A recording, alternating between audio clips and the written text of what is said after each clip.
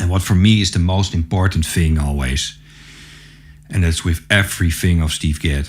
Everybody is focusing on the fills and the difficult rhythms. But this groove, man, it's so hard to let it swing.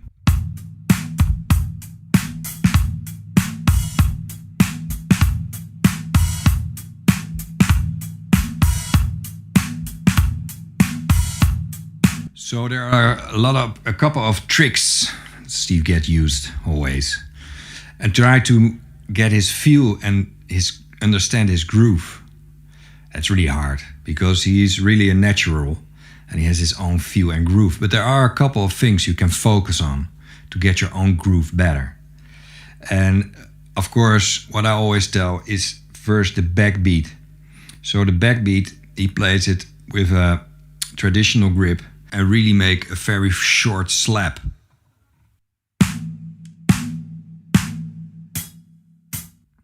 So he uses his thumb to make it like this. So you can watch other videos of myself about this technique. But the most important thing is that his thumb is doing. And then afterwards you immediately relax your hand. So this is with a little bit of tension, but then you relax your hand.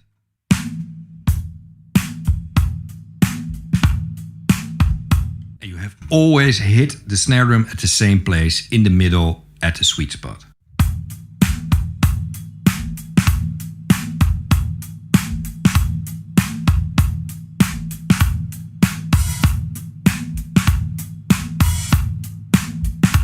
Okay, then it's very important for the groove is that it's a shuffle. So it swings, you know, it's not straight, but it's shuffle. And he does that with his that last note, that last 60 note. That's very important to let it shuffle. But also your right hand, he really plays it like ching, ching, ching, ching, ching, ching, when you're playing jazz music on a ride. So every note is from the wrist. It's really chi, chi, chi, chi, chi, chi, chi, like a tambourine.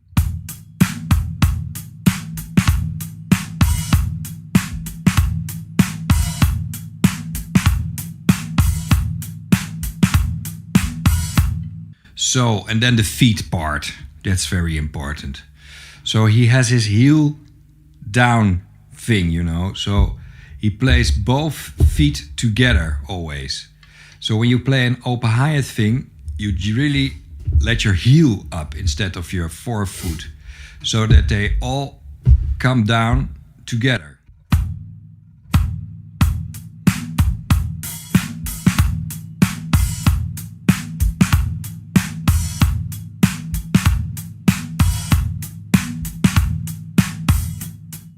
It's a very small one, so you don't have to. Sometimes he puts his whole feet up, but now you can only put your heel up.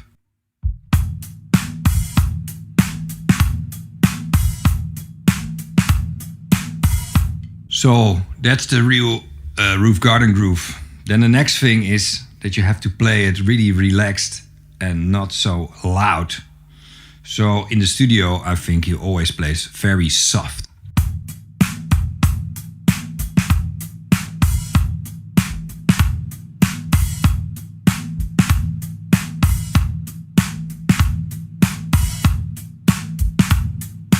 So that's a very good one to practice. So it's very relaxed and it's very soft, but the note has to be played with a lot of impact. So that is practicing a lot of rudimental stuff and technique. That is for the bass drum and for the snare drum. So boom, you know, boom. It has really be with your heel down, boom. So that's a really special technique. Heel, forefoot, heel, forefoot. But the main thing with Steve Gadd's bass drum technique is that the heel is always on the downbeat. And that's again with your hi-hat foot the same. And then if you make the backbeat snap with the thumb, you really get the feel. But that's not easy to do. That's why you have to practice technique. I always say to my students, you don't want to be a rudimental drummer, but you have to need technique to get the control, to get a very great backbeat and a very fluid groove. And the chorus is a very tricky groove. Again, the grooves are the most tricky things. Not the fills, but the grooves. This groove is incredibly hard to play. You think it's so easy, but it's not easy. There's also a song in this album. Easy. But it's again with a lot of left hand action. So what he does a lot in grooves is that his left hand is as important as his right hand. So actually the main beat is in his left hand.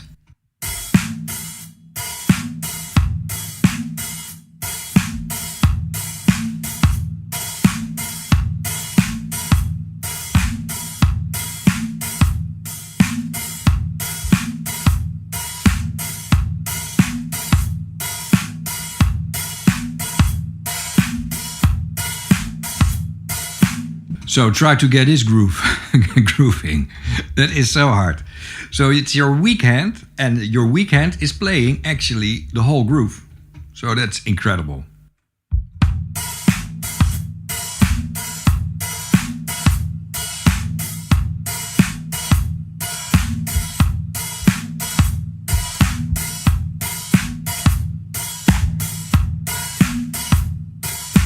So on beat 4, there is a snare and a bass drum together. Man, and you don't flam that one. It's really tied together.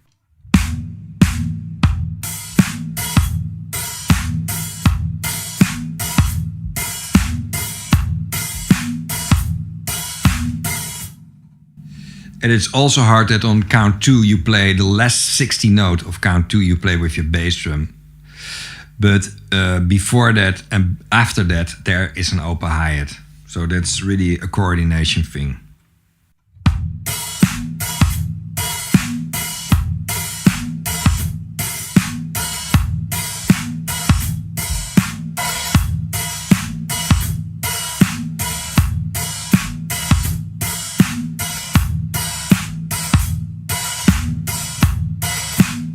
Yeah, and the right hand plays on the bell.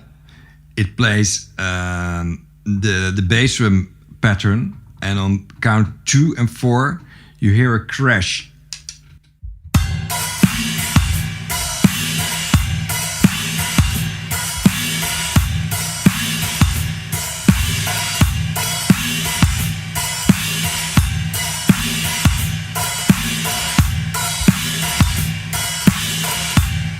And don't forget it's a shuffle, and now on the real tempo.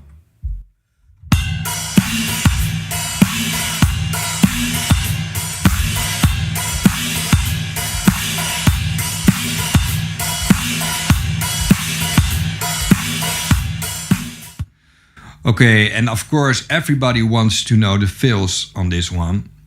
That's heaven. And they are very small and very easy, but they are a little bit different from other albums.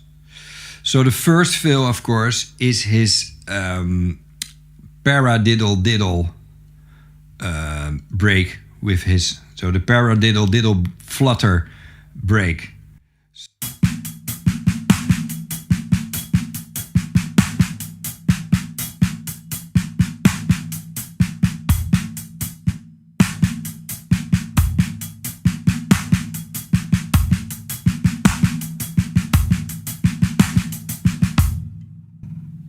And now you play the last beat of the first part with the bass drum.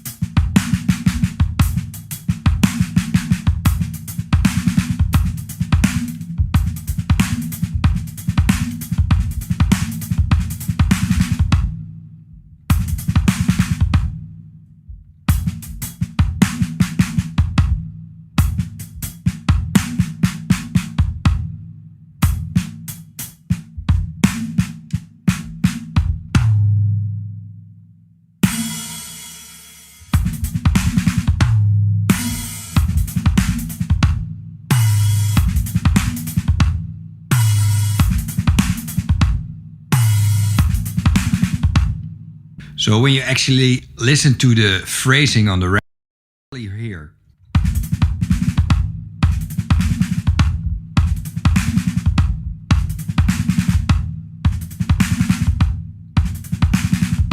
So dynamics are very important. You know, it's my bass drum was a little bit too loud in the beginning, so and it's hard to get only your bass drum softer, and then your snare and your hi-hat comes out more. It has to be one sound. So that's a really hard one to play in the right dynamics.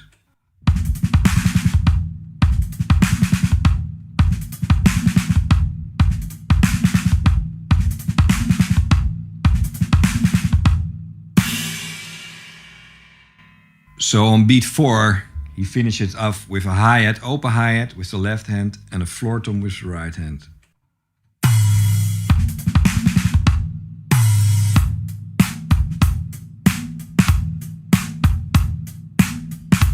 So when you listen to the groove again, you can hear so well his snap of his finger, and especially that last, that's a good movement, especially that last note that makes the groove. The last note in the groove makes the groove. Oh, yeah, that's it, that's it, that's it. That's it, baby. Hey, mama, your mama gonna say, you finally start like this time.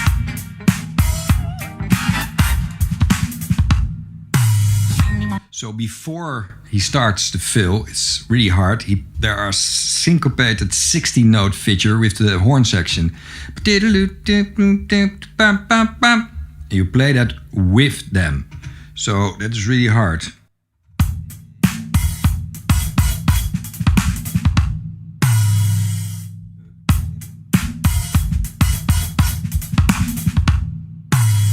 So the phrasing comes out of that horn part.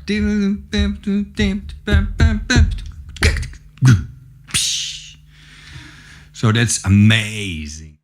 That is, of course, the 6-stroke roll fill. So you have right, left, left, right, right, left.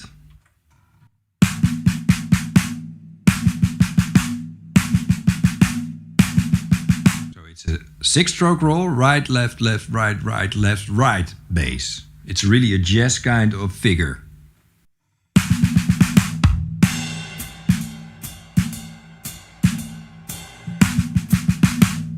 And instead of right, left, right, right, left with your snare, you play the double right with the bass drum.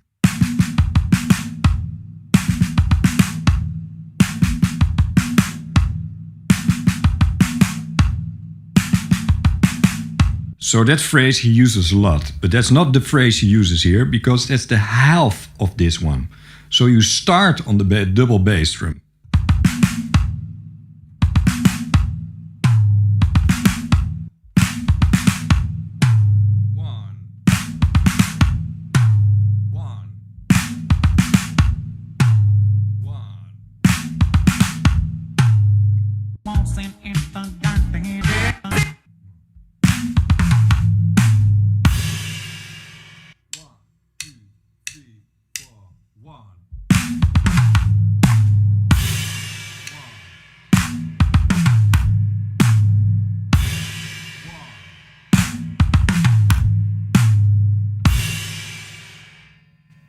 So that's the fill before we go to the chorus.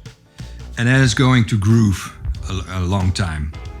And I think that this song is, if you talk with Jay Graydon, who's the producer and the writer of this song, and the mixer and everything on this album, my big hero, because I think this album has the most beautiful Steve Gadd sound of all albums. This sound is so incredible, sophisticated.